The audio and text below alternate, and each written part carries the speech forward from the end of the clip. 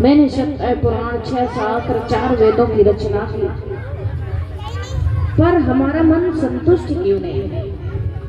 तब नारद जी ने बताया, बोले वेद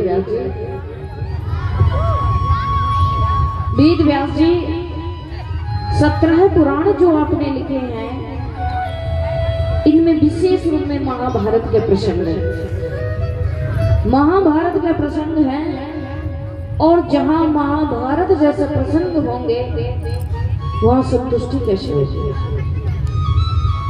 आप 18वें पुराण की रचना करें।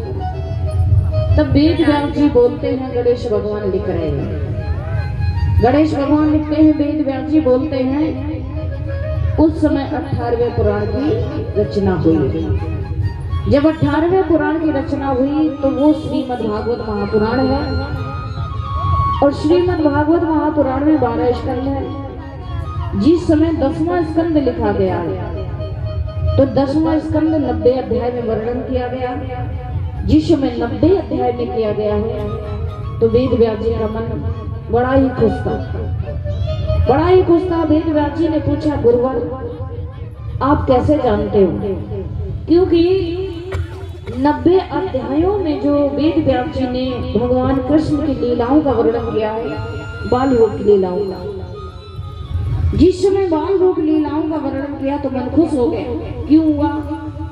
क्योंकि घर में तुम देखना कितना भी झगड़ा हो, आपस में लड़ जाते हैं, पति पत्नी लड़ते हैं, सास बहू लड़ते हैं, देवरानी जेठानी लड़ते हैं, पर घर में किसी का भी बालक छोटा हो, छोटा बालक हो, वो नहीं जानता कि आपस में झगड़ा क्या है। वो तो बाबा आएगा तब भी आएगा, दादी बोलेंगे तब भी बोलेगा, और इतनी मीठी वाणी होती है, बच्चे की इतनी मीठी वाणी होती है कि आपस के द्वैत सब सम्मत हो जाते हैं। तभी कहते हैं बालक और भगवान बराबर होते हैं। तो यहाँ बाल रूप लीलाओं का दर्शन कराया गया। तब वेद व्यास जी ने पूछा है, गुरुवर आपने कहा कि 18वें पुराण की रचना करो, वो मैंने की, पर जिनके बारे में मैंने लिखा बोला, इनके बारे में आप जानते कैसे हैं?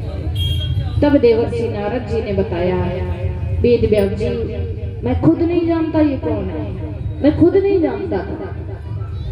यहाँ नारद जी ने अपने पूर्व जन्म की कथा सुनाई है, पहले जन्म की। बोले वेद व्यास जी पहले जन्म में मैं खुद दासी का बेटा, मेरी माँ दासी थी, दूसरों के घरों में चौका बर्तन करती थी, झाड़ू पोछा लगाती थी, पर मुझे भगवान की